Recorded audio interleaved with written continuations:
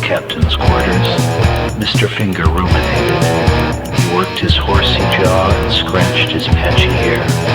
He thought to himself, well, that might work on his bird brains. He stepped over to a service panel, yanked it off the wall, and grabbed a fistful of silver perchlorate wires. Then he stripped the vinyl sheath off of one with his teeth. Finally, he touched the live wire to his brilliant watch and spoke into it. This shortcut tapped into the ship's communication PA. Geese and spider, climb the ladder, clutch the rupees, Zatoichi, one ostrich here, turn the world gear. Everyone on board heard his weird, suggestive, hypnotic voice. Hello, friends. This is your present, past, and future captain speaking. Curdled milk, jellied eels, whiskered cats, do my will.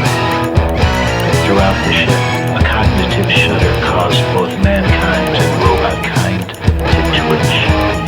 The suggestive power of the maniac's rhyme was so powerful that none could resist it. Everyone on board was now under the spell of Mr. Finger and his creaky baritone voice. Love is a bird, the reason's blurred. It may alight, don't clutch it tight. Air whippoorwill, pterodactyl. Bromley Winslow looked at his watch in Dr. Cuckoo's crowded waiting room. He huffed impatiently. How he hated waiting. He looked around at the shabby Showa-era decorations on the wall.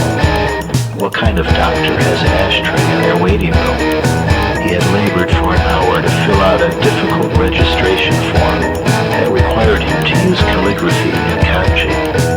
What kind of carry-on was this? All around him, ill crew members from the lower decks coughed and sneezed in the tiny hot room. December dragon, what I will close. Nobody knows, nobody knows. Finally, after an interminable length of time, a droid medic approached him and said, "The doctor would now like to see you. Take a number." Brownlee was incensed. To have to wait for a foreigner, no less.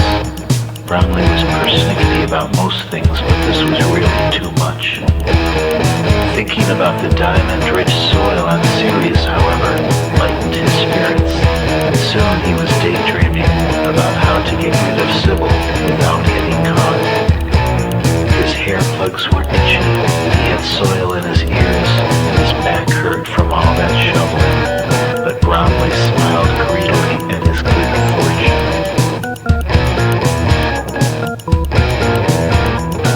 Gloomy Sunday, right out the Bombay, futures in hand, under the land. You may not speak of what you seek. Old centuries, new energies.